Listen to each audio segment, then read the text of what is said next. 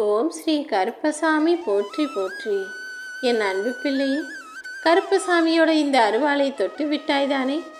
இதன் மூலமாக தான் உனக்கு ஒரு அருள்வாக்கு சொல்கிறதுக்காக இந்த கருப்பன் காத்துக்கிட்டு இருந்தேன். எல்லா விஷயங்களையும் நல்லதாகவே நடக்கணும்னு எதிர்பார்க்குற நீ அதை நல்லதாகவே சிந்திக்கணும்னு உனக்கு தெரியலையா?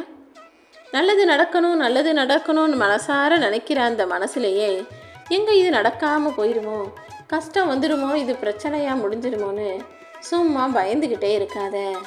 உன்னை காக்கும் கடவுளாக, உன் குலதெய்வமாக, குலசாமியாக இந்த கருப்பசாமி நான் இருக்கும்போது, என் அருவாள் உனக்கு துணையாகவும் பாதுகாப்பாகவும் இருக்கும்போது எப்படி உனக்கு நல்ல விஷயங்கள் நடக்காமல் போகும்? இதோ உனக்கு துணையாக இருந்து எல்லா விஷயங்களையும் வெற்றிகரமாக நடத்தி கொடுக்க நான் வந்துட்டேன். உன் தன்மானத்தையும் சுயமரியாதையும் யாருக்காகவும் விட்டு கொடுக்காம நீ நினச்ச விஷயங்களை வெற்றிகரமாக நடத்தி முடிப்பதில் மட்டும் கண்ணும் கருத்துமாய் கவனமாய் இருந்துட்டு போ. நிம்மதியாக வாழ்கிறேன்னு சொல்ல முடியாத அளவுக்கு இந்த உலகத்தில் உன் வாழ்க்கை மிகவும் கஷ்டம் நிறைஞ்சதாக இருக்குன்னு எனக்கு தெரியும். உண்மை என்னன்னா, வாழ்க்கை யாரையுமே அவ்வளவு சுலபமாக நிம்மதியாக வாழ விடாது. நீ தான் மனசை திடமாக தைரியமாக வச்சுக்கணும். என்ன நடந்தாலும் எல்லாமே சரியாயிரும். என் அப்பன் கருப்பசாமி எனக்கு துணையாக இருந்து வழிகாட்டுவான்னு உன் முழு நம்பிக்கையும் என் மீது நீ வச்சிட்டினா எந்த விஷயமும் தவறாக நடக்காமல் தப்பாக போகாமல் நான் பார்த்துக்குவேன் என் செல்லமே. எல்லா விஷயமும் ஆரம்பத்தில் ஒரு சின்ன விஷயமாக தான் இருக்கும். போக போக அது பெருசாக மாறிடும். நல்லது கெட்டது எல்லாமே அப்படிதான். நீ சின்ன சின்ன கற்களாகவே எடுத்து போட்டாலும் பல வருஷம் கழித்து பார்க்கும்போது அதுவே ஒரு பெரிய கோட்டையாக உருவாகி இருக்கும். ஏன்னா காலம் அனைத்தையும் மாற்றக்கூடியது. இப்போ உனக்கு எது பிரச்சனையாகவும் கஷ்டமாகவும் இருக்கோ, இதுதான் நாளைக்கு உனக்கு சந்தோஷத்தையும் சுகத்தையும் வெற்றியையும் தரப்போகுதுங்கிறத புரிஞ்சுக்கோ. எந்த விஷயத்தையும் எப்பொழுதுமே நல்லபடியாக நல்லதே நடக்கும்ன்ற எண்ணத்தோட நேர்மறையாக எதிர்கொள்ள பழகு. உன்னை வேணாம்னு சொன்னவங்களே உன்கிட்ட வந்து பேச காத்திருக்கும் சூழ்நிலையை நீ உருவாக்கணும். அந்த அளவுக்கு நீ வாழ்க்கையில் உயர்ந்த இடத்தை பெற வேண்டும். உனக்கான நல்ல நேரம் வந்துருச்சு. அதே போல் இந்த கருப்பசாமி நீ என்கிட்ட கேட்ட விஷயங்களையும் நீ சற்றும் எதிர்பார்க்காத சந்தோஷ வாழ்க்கையும் அமைச்சு தரப்போகிறேன். நான் உனக்கு கொடுக்குற இந்த அருள் வாக்கு நிச்சயமாக நடந்தே தீரும். இனி உன் வாழ்க்கைங்கிறது மிகவும் மகிழ்ச்சி காலமாக இருக்க போகுது. இத்தனை நாளாக உன்கிட்ட காசு பணம் இல்லைன்னு பேசாமல் இருந்தவங்கெல்லாம் இப்போ பணம் வந்துருச்சு, காசு வந்துருச்சுன்னு உன்னை தேடி வரப்போகிறாங்க.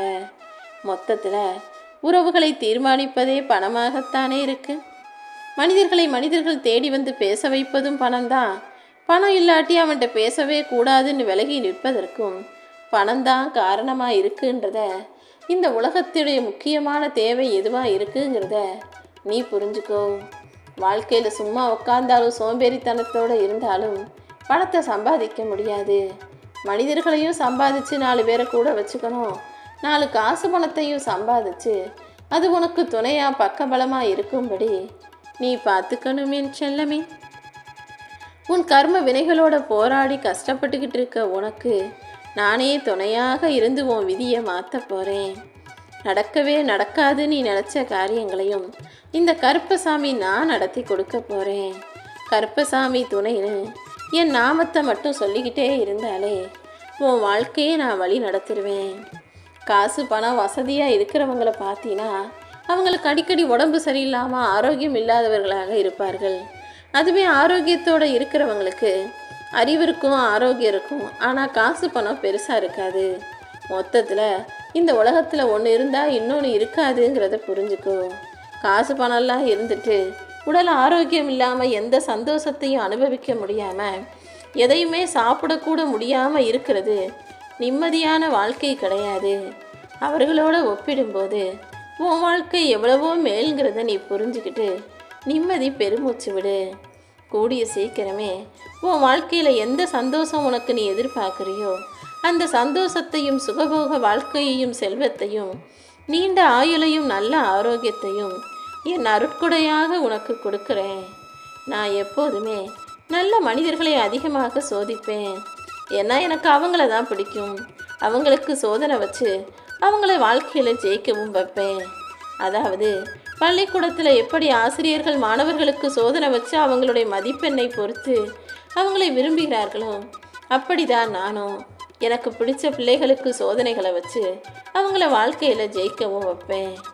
இந்த உலகத்தில் நீ வெற்றிகரமான ஆளாக வாழணும்னா சில நற்குணங்கள் வேண்டுமென் செல்லவே.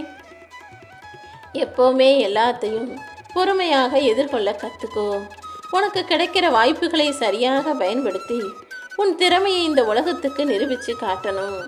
யாராவது தவறு செஞ்சாங்கன்னா அதை சரி செய்ய திருத்து அவர்களுக்கு நல்ல புத்தியை சொல்லக்கூடிய துணிவும் நீ நல்ல ஆளாக இருக்கக்கூடிய பிள்ளையாகவும் இருந்தாதானே உன் வாழ்க்கை சிறப்பாக மாறும்.